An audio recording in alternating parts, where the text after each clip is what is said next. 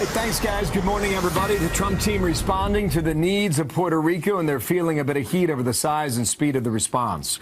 Many there waiting for help and aid. President Trump defending the actions so far and promising there is a lot more on the way. Good morning, everybody. End of a long week on a Friday. I'm Bill Hemmer, live in America's Newsroom as we roll on. Special day today. How you doing? It is a special day because it's Friday. I'm doing great here. Indeed. Hang in there for a couple more hours. I'm Shannon Bream. President Trump is mobilizing the military as Puerto Rico teeters on the edge of a full-blown humanitarian crisis. The Pentagon appointing a three-star general to oversee the recovery effort. President Trump and Vice President Mike Pence will also make separate trips to the island as early as next week. The White House facing tough questions about all of this yesterday. The people of Puerto Rico have every bit of support from President Trump that he gave to the citizens of every other state in this country. We had, up until the waiver last night, enough capacity in U.S. flag vessels to get all the commodities necessary into the island. We just then ran into the priority challenge of distributing land-based commodities into the people. When I talk about more support, I'm talking about much more support. I mean, we need the president to really take this seriously. There's no way in the world that Puerto Ricans together, working with the local government and just with the support that we currently have on the island from FEMA, we're going to be able to rebuild. So President Trump tweeting this. Puerto Rico Governor Ricardo Rossello just stated the administration and the president, every time we've spoken, they've delivered. The fact is that Puerto Rico has been destroyed by 2 hurricanes. Big decisions will have to be made as to the cost of the rebuilding. We will get to that, but first, President Trump is giving another big tax speech today as he continues to try to build momentum for what could be his signature piece of legislation. White House correspondent Kevin Corke is live on the North Lawn. All right, good morning to you, Kevin. What can we expect to hear from the president today? Well, listen, it's a big speech, obviously, Shannon, as the president addresses the National Association of Manufacturers. And this has been an important speech for him for a couple of reasons. First of all, the theme is really simple, right? Lower taxes, especially from a business perspective, that will spur growth and make America and American businesses specifically more competitive on a global scale. But I think this is also important because the president will emphasize a provision that would allow businesses for the next 5 years to write off the full cost of new equipment in the year it was purchased. That is huge if you come from the manufacturing belt in this country, let me tell you. Now, last night, the president was extolling the virtues of the Trump economy on Twitter, writing the following: GDP revised upward to 3.1% for last quarter. Many people thought it would be years before that happened. We have just begun. But it still begs the question, right? Will he get buy-in, especially bipartisan buy-in with Democrats? Now, earlier today, we had a chance to hear from a fairly skeptical budget director, Mick Mulvaney. He was talking on Fox. So many of them are so heavily invested in this talking point that anything that is good for the economy must be a giveaway to the rich, that they'll never consider voting yes. But I think you saw the president ask Senator Donnelly to go to Indiana. A couple of the senators have been out on the road with him, Democrats. Yes, we are reaching across the aisle to see if there's folks who are reasonable, who want to talk about what's good for the actual American economy and American families. Here's the thing. Clearly, this is a circumstance where there will be Democrats who are under pressure, Shannon. They will have to side with this administration if it means lower taxes, because that is a huge issue as we look forward to the midterm elections coming up. All right, Kevin, also controversy surrounding Human and Health Services Secretary Price. He says that he is sorry about these private jets that he took. He's going to repay taxpayers for the travel. The president has indicated he's not happy about it. So does he survive? Yeah, listen, you never want your boss to say he's not happy, especially when it's this boss who is known for saying 2 pretty famous words: "You're fired." Now, clearly, Tom Price is a guy who is saying, I'm going to repay the taxpayers, and that's something that he should say. He also said he'd do whatever it takes to regain the trust of both his boss and the American people. The demonstration by paying for my portions of these trips, I think, is a huge demonstration. It's unique. It's never been done before, unprecedented, as I'm told. Second is the suspension of all private air charter travel by me or anybody in the department at this point. Dr. Price talking to our Brett Baer last night. This is a circumstance where you don't want to do something that gets you blown up, especially this early in the process where you have so much at stake. And clearly Tom Price is feeling a great deal of pressure and remorse. Shannon. All right, Kevin, well, the White House investigating the use of personal email, too, among staffers. Some news has come out about that this week. How significant is the fallout? Will there be any consequences? What do we know? Well, listen, in a deep state environment, which is what we have here in Washington, and especially when you think about everything this administration does will be heavily scrutinized by the press, you just have to be buttoned up. And I don't think there's any other way to put this. This is a circumstance where you can't be sloppy. I'm not making an equivalence between using emails in this circumstance with what we talked about in the 2016 election. But Sarah Huckabee Sanders, I beg your pardon, said something pretty important yesterday. She said, we have to do everything by the book, and she made this comment in the press briefing. The White House has been clear and instructs all staff to fully comply with Presidential Records Acts. All staff has been briefed on the need to preserve those records, and will continue to do so. Look, preserve the records, do the right thing, don't get caught knocked off message because of doing something that's effectively sloppy and maybe even be unlawful. By the way, 11:25 is when we expect the president to speak over the Mandarin. Of course, we'll have full coverage for you right here. But for now, back to you, Shannon. We will. Kevin Cork, live from the North Lawn. Thank you, Kevin. Been a big week. A lot of news to talk about. Let's dig into it. Chris Direwalt now, our Fox digital editor. How are you, Chris? Good morning to you. Tom Price, first of all, is he on thin ice or not? I don't even know if there's any ice left under him. Really? Look, then it comes out that he took military planes to go to Asia, to go to Europe, took his wife. This is, for a guy who once upon a time rightly called out former House Speaker Nancy Pelosi for her use of military aircraft to travel, he should have known that this is the kind of thing that, even though we're talking about small amounts of money relative to a $4 trillion federal budget, we're talking about small amounts of money, Yeah. but this sort of privilege. Don't most of them do this? No. My gosh, charter a jet to fly from Dulles to Philadelphia? Okay, well, it takes as long to drive to Dulles as it does to Philly. Many cabinet members and leading members of the administration, they have private travel to help them facilitate the day. I guess the question is, what's the difference in the price matter, Chris? The difference in the price, Matt, yes, and every cabinet secretary is now going to be gone over with a fine-tooth comb by reporters and inspectors general and the administration itself. And they'll go through and they'll say, was this trip okay? Was that trip okay? They're all going to come in for it. What Price did, just in the sheer volume of the number of times he took a trip, he's a low-level cabinet official. This guy is not the Secretary of State. He's the health secretary. And, by the way, further jeopardizing his position is that he embarrasses the president concurrent with the failure of the legislation that he was supposed to be bird-dogging on the repeal of Obamacare. This is, in terms of making the president look bad, this is the worst week possible, and doing it for a guy who is very concerned. The president's very concerned about seeming out of touch or an elitist because he's a billionaire. When you've got Tom Price acting like he has a private jetliner service when he's the health secretary of the United States, that is not going to fly with voters. No way. Got it. Another speech today coming up in 2 hours. The White House is taking tax reform very seriously. Are they making headway, do you believe, there in Washington? Yeah, I think they're making headway, and what they're doing, I think this is crucially important, which is that they have a plan that there will be complaints among Republicans at the end when they get down to talking about how much the debt and deficit will go up. There will be complaints at the end about the final details.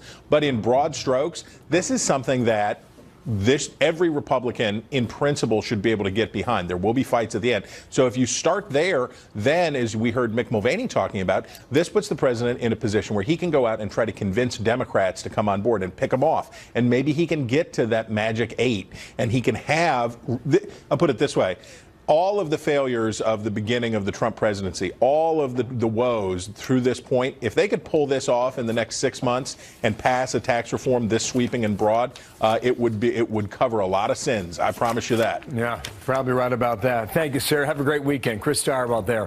Analysis in Washington. Thank you. You bet. We want to take you back to the situation in Puerto Rico. Garrett Tenney joins us live from San Juan with the latest on recovery efforts following Hurricane Maria. Garrett? We're now at day 9 since Hurricane Maria devastated Puerto Rico, and at this point it's clear that on its own the Puerto Rican government simply is not able to provide the help its people need. There's still no power, no communication, and shortages of fuel, water, and food. You're still seeing lines like these across the island of people waiting to fill up on gas. Some of these people waited here in line all day yesterday, but the fuel truck never came, so they're back here again.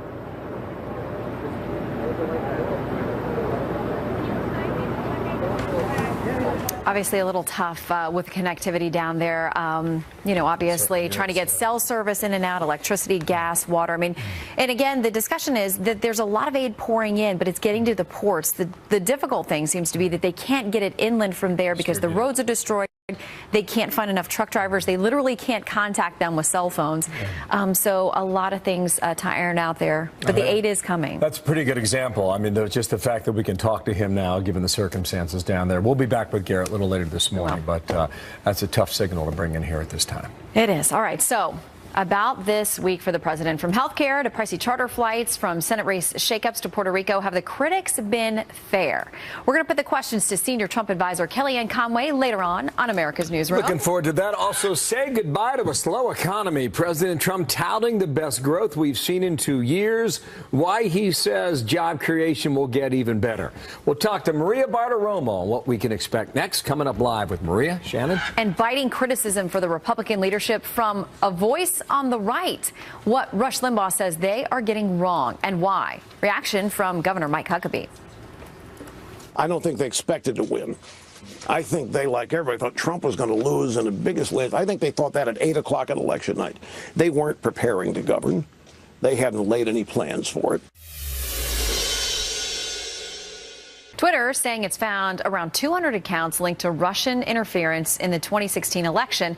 A further sign, they say, that Moscow secretly employed multiple social media platforms to try to influence American voters. The social media giant's disclosures to lawmakers come a week after Facebook revealed that some 3,000 ads were purchased by entities with likely ties to Russia.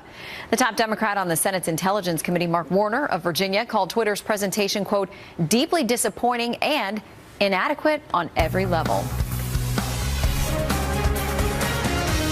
Republicans in the Senate and the House, who do they choose, donors or voters? And I think they're choosing donors. They didn't want to repeal and replace it. They were just saying the words. And they all have their own individual reasons, but I think it's donors influencing more than voters. We'll see. But this is an embarrassment. I mean, this is a once-in-a-lifetime opportunity. It's being totally squandered. We're never going to have this chance. That's Rush Limbaugh with Sean Hannity. Aired last night. Part 2 is later tonight, 9 o'clock Eastern Time. Slamming Republican Party leaders in the wake of the latest failed effort to replace Obamacare. So what's the former Arkansas governor, Fox News contributor Mike Huckabee, think about all that? Governor, good morning there. In the state of Florida to you today. Donors or voters? Who's the majority listening to, do you think? They're listening to the donors. I've been saying for years, Bill, that the reason that things don't substantively change, depending on whether Democrats or Republicans are in power, it stays the same, is because the same donors who put money into the pockets of Democrats put their money into the pockets of Republicans when they win. And we get the same results. People are sick of it. It's why Donald Trump is sitting in the White House, because he was the one candidate that said, I'm paying my own way. I'm not dependent upon these donors. And I've often said, and it's been proven to be true, the establishment was not afraid that Donald Trump would lose. They were scared to death that he would win. And they're still scared to death that he will win some things that will change the way they have to do business, which means it's better for the people out there earning a paycheck. What about the last point that Limbaugh was making there? Once-in-a-lifetime opportunity being squandered. Do you believe so far it has been, or can this be saved? Well, they still have time to save it. But they better do it, and they better do it quickly. If they fail on the tax issue, then they're done. I mean, this ought to be the easiest lift in the world for Republicans. Bill, what I would suggest to them is not put all of this in a great big omnibus bill, which is what they'll probably do, and it's stupid. The reason is the more things you cram into a bill, the more excuses you give people to vote against it. Do this whole approach a la carte. Take each part of the tax, lower the corporate tax rate, put that in a separate bill. Change the middle class tax cuts, increase the standard deduction, put that in a separate bill. Make every single member of Congress vote on each piece of it, and that way they have nowhere to run. When they say, well, I really like 90% of it, but this other part I couldn't handle. Don't give them that excuse. That's what they did on Obamacare. It's a big failure. They need to change the approach to it. Vote on this thing a la carte. Don't make them buy the whole cafeteria. Pick out the pieces and make them stand up to the voters and tell them why they didn't vote for something. Very interesting strategy. We'll see if they're listening to you. Karl Rove wrote this in the Wall Street Journal. Kind of a bigger picture governing thing. He talked about the GOP loses again, referring to Obamacare this past week, and Moore, referring to Roy Moore. And he was a fan of Luther Strange, Karl Rove was. He writes this: the electoral disaster that might visit Republicans if they can't get tax reform done ought to galvanize leaders at each end of Pennsylvania Avenue and reinforce a bit of old wisdom that the perfect should not be allowed to be the enemy of the good, in which he's referring to Rand Paul. He says he wants a perfect health care bill. Ain't going to happen. Now, how does that work with your theory, Governor? Well, let me be fully transparent. I supported Roy Moore, and largely because the Republican establishment in Washington was so intent on making sure he didn't get there. They spent $30 million to oppose him. I said there must be a reason he needs to be there if they're that angry about him. That's how a lot of us as Republicans out here away from Washington feel about the establishment right now. We are angry. And the anger is because we worked hard to get them elected, to get them the majorities, and they have squandered it. Now, I believe that it's important to realize there were several things. This was not a referendum on Donald Trump, the Senate election in Alabama. It was a referendum on the GOP establishment. And the fact that there was such a concerted effort to keep Luther Strange, I don't know Luther. I think he's probably a great guy, would have been a fine senator to continue. But this was a message, and it was sort of like, Bill, a big middle finger to the people in Washington to say, are you listening now? Because we want you to stop goofing around. We want you to get something done. We've seen a lot of that lately. Hopefully they're wearing mittens. Governor, thank you for your time. Have a great weekend. Thank you, Bill. Have a great weekend. You too.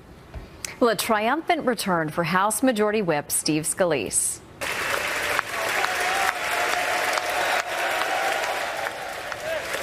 His first appearance on the House floor since surviving that shooting at a congressional baseball game practice, a moment he described as proof that miracles do happen. What one of his close friends, House Majority Leader Kevin McCarthy, says about that coming up. Also, President Trump saying America's economy could soon be growing faster than we've seen in years. Are the numbers already backing up his argument? Talk to Maria Bartiromo about that next on Deck Here. GDP growth last quarter reached 3%, way ahead of schedule. Nobody thought that was going to happen for a long time. The White House unveiling a new slate of federal judicial nominees, one in particular coming under fire over her Catholic faith. Amy Coney Barrett, law professor nominated for an appeals court seat. Several Democratic senators questioned whether or not her faith would influence her decisions on the bench, leading Republicans to object, claiming those questions amounted to a religious litmus test. She has never served on the bench, but court watchers say she has the credentials. Law professor, Notre Dame Law School, and served as a law clerk for Justice Antonin Scalia and a member of the Conservative Federalist Society. What do you think happens there? Well, yesterday, the New York Times got in on this, too, writing a piece sort of giving the senators a pass and then talking about how devoted she actually is to her Catholic faith and questioning whether she can be a fair jurist with that in her background. So it's an odd conversation to have, I think. We'll see. She's confirmed. All right, some good news on the health of the U.S. economy. GDP growth for the second quarter of this year revised upward to 3.1%. That's the highest rate in over 2 years. President Trump says that high GDP growth will lead to higher incomes and lower deficits, and says even 5 or 6% growth is possible with tax reform. Maria Bartiromo is host of Mornings with Maria on the Fox Business Network and Sunday Morning Futures every weekend right here on the Fox News Channel. Maria, thanks for joining us this morning. Hi, Shannon. All right, what do you make of this? What drives this number? Look, I think this is better than expected, and it is a clear indication that things are getting better. One of the big drivers of this number, Shannon, was business inventories and business investment. Basically, businesses are loosening the purse strings, and they are investing more in equipment. They are investing more in their business. And the fact is over the last 10 years, we really was looking at a recession-type climate when it came to business. Business have been sitting on cash for 10 years, unwilling to invest more because they weren't sure what was around the around the corner from a demand standpoint as well as from the standpoint of regulation. But since this administration has loosened so many regulations, the business climate is starting to spend more money. That's what drove this quarter in terms of GDP. It is a good number. It shows that things have improved. My cautionary point here would be the fact that a lot has happened in the last 4 weeks with all of these hurricanes, Hurricane Maria, Harvey, Irma. That's going to slow things down in the next quarter. So the next reading may not be as strong here. But overall, we're looking at an economy that is improving. It's due largely to the business segment. Profits have been very strong. Part of this report, the GDP, is also profits were up 0.7%. If you look in the first quarter, S&P 500 profits were up 14%, second quarter about 11%. So businesses are feeling better. The thought process is, Shannon, when we get this tax cut plan in place, businesses will continue to loosen the purse strings, hopefully add more jobs to the picture. Yeah, we've seen some little hiccups along the way when businesses had expected and, voters out there, consumers had expected certain things would happen in Washington that haven't come to fruition just yet.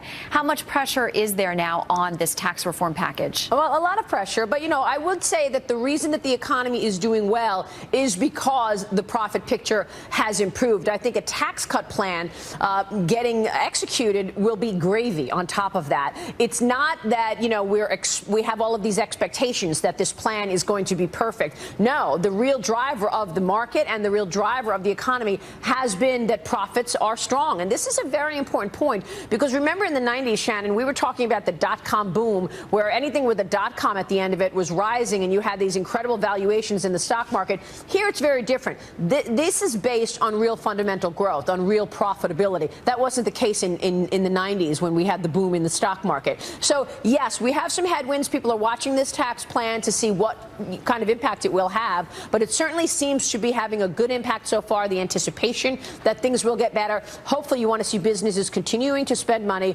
next on job creation. All right, Maria, thank you very much for breaking it down. We appreciate it. Thank you. Good stuff. Now the critic Rush Limbaugh saying the Republican establishment is setting up President Donald Trump for failure. House Majority Leader reacts to those accusations in a moment. Plus there is this from yesterday.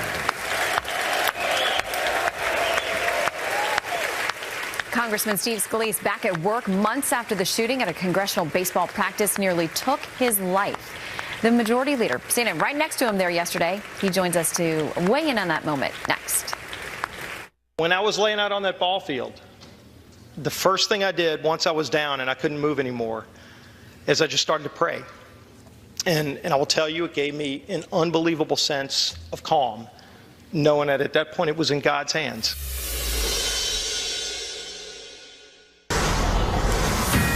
President Trump will continue his push for tax reform today with a pitch directly to the American people about 2 hours from now.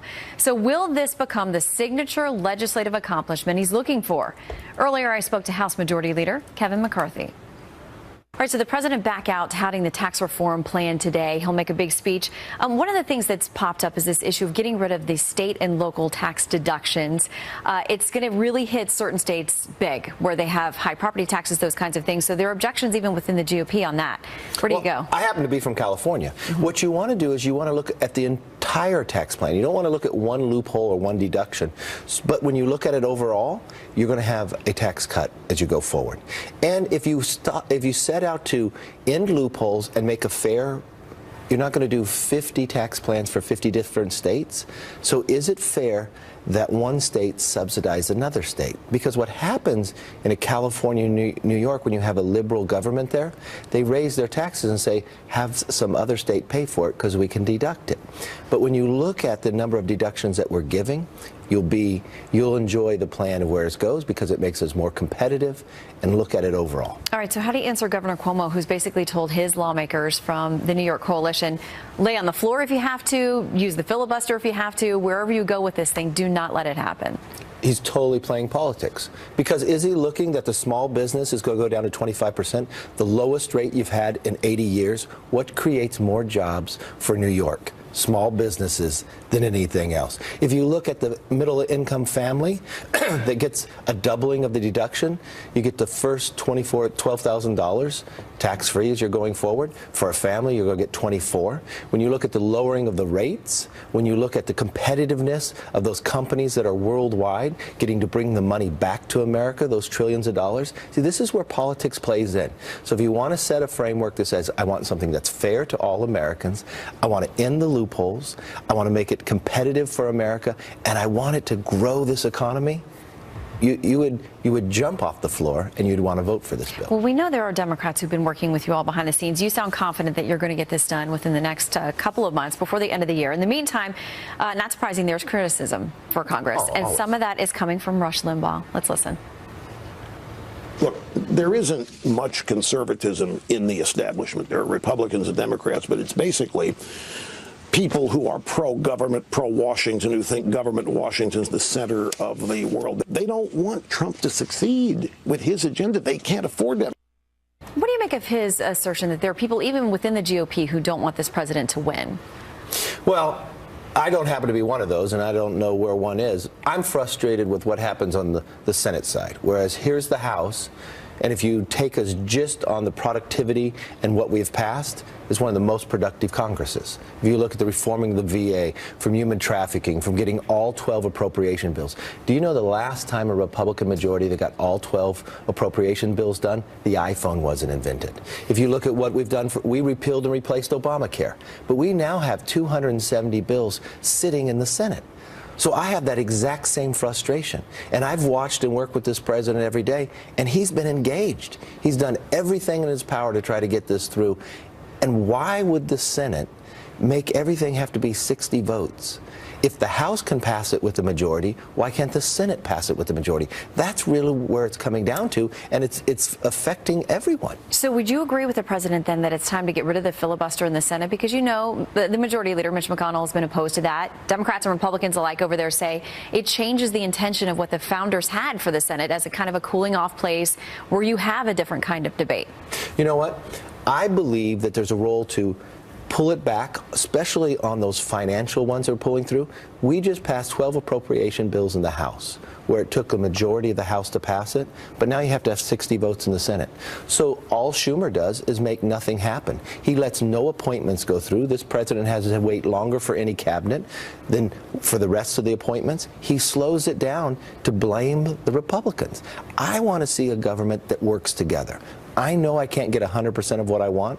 The whole idea that Washington being our capital was a compromise to create our banking system. So yes, I can find that we can get a compromise, but not a system that stops everything. That's when it is wrong. And if it's good enough in the House, I think it should be good enough for the Senate. You got a lot of folks to win over on that to convince, so we'll see how you do. Meanwhile, how was it to have your colleague Steve Scalise back yesterday? I tell you, it was a moving moment. There's certain days in the House you will never forget. That was one. I was at the hospital the day he was brought in, and people don't realize how serious of an injury he had, but people don't realize how strong Steve and Jennifer Scalise are. And he showed it yesterday, but he also showed his character. First thing he did when he was shot, he was praying. He thought he was thanking God for that. And you watch what happened in his life. He's not negative about it. He's positive. He said, I saw the best of humankind with what I had to go through. And he's a unique individual, and I think people understand that. And you watch on both sides of the aisle, we love Steve Scalise. Yeah, it was nice to see a moment of bipartisan happiness and celebration there. A little bit rare these days on the Hill, but certainly a great cause for it yesterday with Scalise's return. Great to see you. Thanks Great for coming in. to see you. See you back in Washington soon. By the way, did you see the picture of Speaker Paul Ryan when he saw him in his office and went over and kind of fell to his knees and hugged him as he was sitting there on the couch? It just shows you the emotion of how much they were really rooting for him. Said he pretty much had no words, too.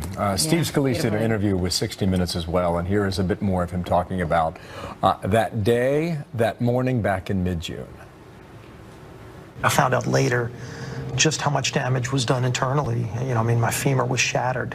The hip and pelvis had serious damage where the bullet went through and, you know, did some damage to areas that had to be shored up with steel plates, and they did a phenomenal job of rebuilding, kind of the rebuilding Humpty Dumpty. I mean, there was a lot of damage inside that had to get fixed.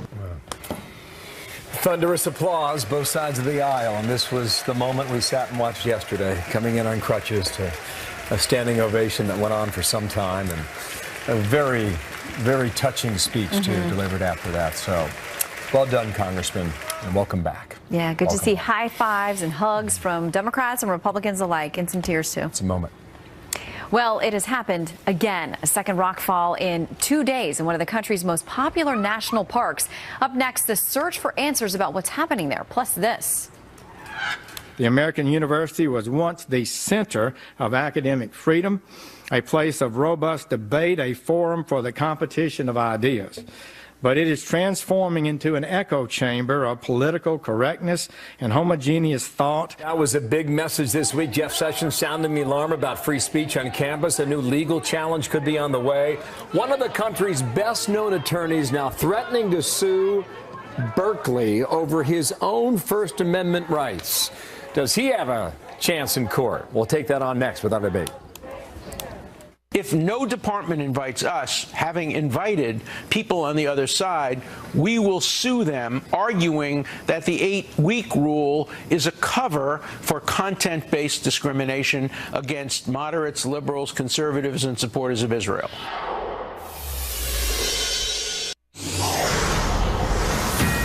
This is a Fox News alert. AP sources now saying that American travelers are being warned not to visit Cuba due to concerns about health attacks in hotels. Apparently, the embassy has ordered 60% of the staff to leave in Havana because of, quote, specific attacks on diplomats in Cuba. You'll remember we've been covering this over the last few weeks. Folks coming back with hearing loss and all kinds of other potential neurological damage from attacks that Cuban officials have stepped up and said they had nothing to do with. But in the meantime, travelers being warned now to stay away. Free speech on campus. What about it? Harvard Law professor Alan Dershowitz threatening to sue the University of California, Berkeley, because of a rule that requires organizers to give campus police 8 weeks' notice before an event. Dershowitz argues the school is using that rule as an excuse to suppress his views on Israel. I've never heard of a precedent for the 8-week rule, so there's no precedent for my suit, but I think it's a very strong suit. I think Berkeley will realize it's a strong suit, and I think in the end they will allow me to speak. But if they don't, they have to comply with the rule of law, including the First Amendment. A very interesting interview with Tucker last night. Juan Williams, political analyst, author of the book We the People, former White House political director for President George W. Bush, Matt Schlapp. And Matt and 1 in a million, good morning to both of you. Good morning, morning, Bill. This has really come into focus this past week when you think about Jeff Sessions' speech the other day. Let's get to that in a moment. But first, Matt, Dershowitz is making the case that if the president wanted to speak there, they'd make it happen. Or if a liberal activist wanted to speak at Berkeley, they'd make it happen. Is he right about that? Yeah, or it's given security concerns, do you have to notify police? This is a really interesting element to what Alan Dershowitz, who might be my second favorite liberal behind Juan Williams, who is saying, and he voted for Hillary Clinton, by the way, and he is literally being chilled with his First Amendment rights because he is a strong liberal voice for the state of Israel. And as we all know, on college campuses and in a lot of elite institutions, the state of Israel is something that they are trying to force boycotts on, not allowing their endowments to invest in Israeli companies because they believe that they are an oppressor nation. By the way, Israel is the only, or is a strong democracy in the region. So I think the idea that you could sue on the fact that your point of view, and in this case, a conservative point of view, is not being given the equal time that the liberal point of view is being given on campus is a novel way to approach it, and I'm all for it. Well, they spent $600 grand, in security for the last time around? Yeah. Wasn't that Ben Shapiro, I believe, at Berkeley? Yeah. That's right. Juan, Dershowitz is making the case that we are testing Berkeley at this point. What do you think gives?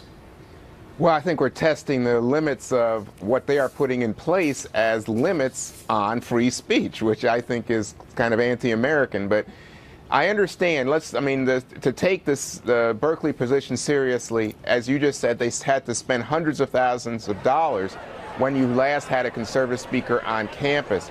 I don't know that I would classify Dershowitz necessarily is conservative. Here is strongly pro-Israel. And I don't know if, in fact, pro-Palestinian speakers have been allowed to speak on campus without the 8-week rule. But in the aftermath of Charlottesville and other things, you have to anticipate the potential for violent confrontation. The university, in terms of public safety, has every right to do that. But he's making the case that the school is picking and choosing. Well, that's the thing. If they are, Bill, well, that's totally illegitimate and totally unconscionable given an American society that prizes free speech.